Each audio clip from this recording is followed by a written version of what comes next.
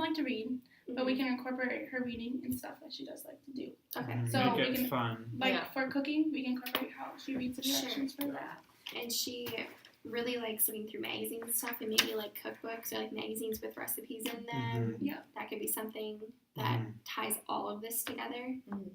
And also that's something I could help out with at home too, because I do cook, so something that could be.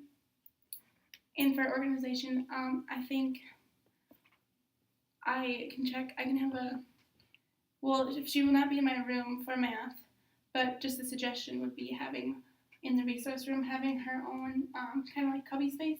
So when she gets done working in there, she can put it in there. And then to communicate more with you, because we want to have more communication, we can send it home in a folder what she needs to get done that night. Okay. And so then you can sign it and bring it back, or however you want to communicate with us. So we have a list of what she needs to get done that day.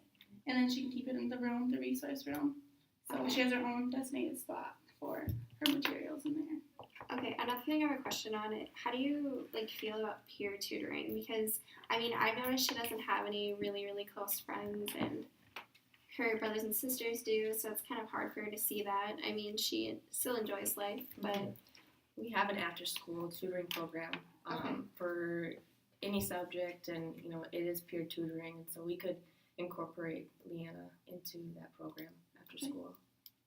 And this is this like students in her grade around the same, how does that work? Who is she going to be working with? Is it somebody going to be that's a little bit higher? Older students, and then there'll also be someone that's qualified, so it'll be like an instructor or someone in those subjects that'll be able to help if the students aren't able to help her. So first, try to have the peers tutor her, and then if it's something that they're not able to answer, then they can call it to the instructor.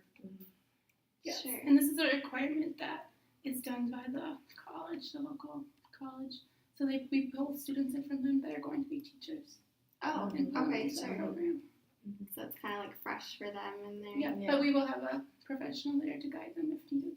But they are trained, and they are obviously not just thrown into it. They have background information before they'll plan lessons, have lessons and stuff planned for her, and we'll see what she needs help with, and then go from each. Okay, so she'll be working with other peers that are kind of struggling as well. So I don't know. I feel like she kind of maybe doesn't realize that other kids are kind of in the same boat as her. There are others, So okay, cool. What else do you want to go through? I guess where we should put her in what setting? Yeah, what setting she belongs best in. And I don't know, do you have any input on that? Where you would like to see her? I'm not so familiar with the settings. Can somebody kind of refresh my memory? How many there are and where she was at in the last IEP meeting? So there is technically 8 settings, and how it goes from setting to setting is each setting there's an amount of time and how many periods of a day they can be pulled from the classroom. So we were looking at a setting 2. It says special education services at least 21% of a day and no more than 60% of the day. So that would be 2 to 4 periods a day.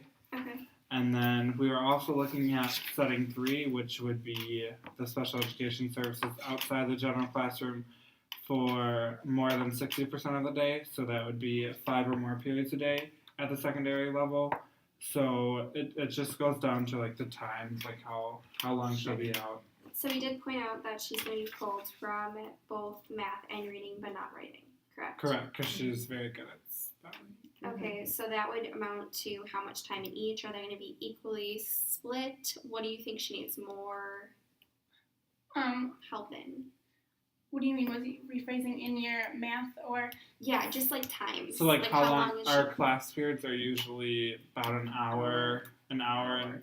So when other students are in their general and math class, we will have her in the special ed room for those periods.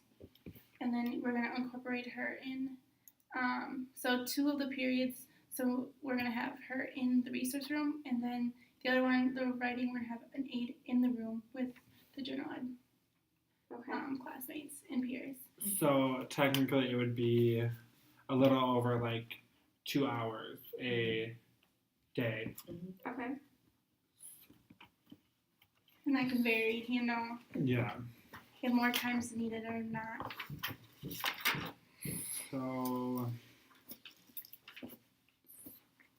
I guess we should go over her goals. What do you want her Yeah. to succeed in? And overall, I think in math, I'd really focus on, I will create that curriculum where she can succeed in just her basic math skills, where she is, and build on those and get better and do multiple bigger numbers that she can add and subtract, and especially the money, Right. because that's going to help her in the future. Just for like finances of her own, and obviously she's going to be living by herself eventually. That's our hope.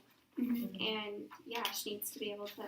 And maybe even how to manage money and just go over some of Right. those strategies, because I think it's to the point where we're not gonna focus on long division and quadratic formulas and all that, because she needs to focus on the future and how we can, Applicable. yeah. Mhm. So Okay. focus on that. So I and want you to go yeah, for and it. then for English, I'm going to work on comprehension with her. So like reading stories, and then be able to let me know like what she just read. To work on the Right. comprehension. Not just reading it. Yeah. Okay. And then also work on vocabulary, because she seems to struggle with like remembering like vocabulary words that we go over, like knowing like the meaning of them and why we use them. And then also just writing organization, because I've seen that she has a little difficulty with keeping things organized when she's writing. Sure. And back to the post-secondary and employment, we're gonna have a career day in 2 weeks, so I think it'd be really critical for her to see like all the different careers and maybe like Absolutely. spark interest in a field, or and maybe have a goal, a measurable goal that she can get to like, work towards to Yeah. that would attain be that. Great. So, Yeah. yeah. So we can focus on, is there any goals, I guess, that you want to in the future? Has she mentioned anything that she would like to do as a career? Yeah, anything more that we can do to help her?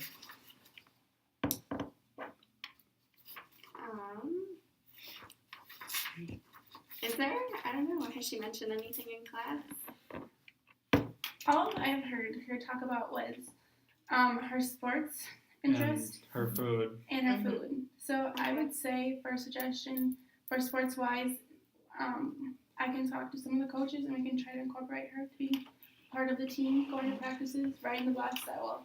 Mm-hmm. And she can maybe have a career in that, where she could, even if that's a voluntary situation where she can interact with her peers, Sure. she Yeah. can do Or before. maybe something in the health field, because since she likes sports so much, but she also likes food, so maybe something in the nutrition aspect, like how you should, what you should be eating, and how exercising, how many times a day, or that kind of stuff. Great. Just kind of like opening the door to those like opportunities and kind of like sparking her interest. Because I think, Tying them. like I said, like I kind of was stumped there because she hasn't really with me talked about anything that I know inside of the classroom. You guys see some of her strengths that I don't. Yeah. So I just think finding something that interests her, which, like we said, was the sports, and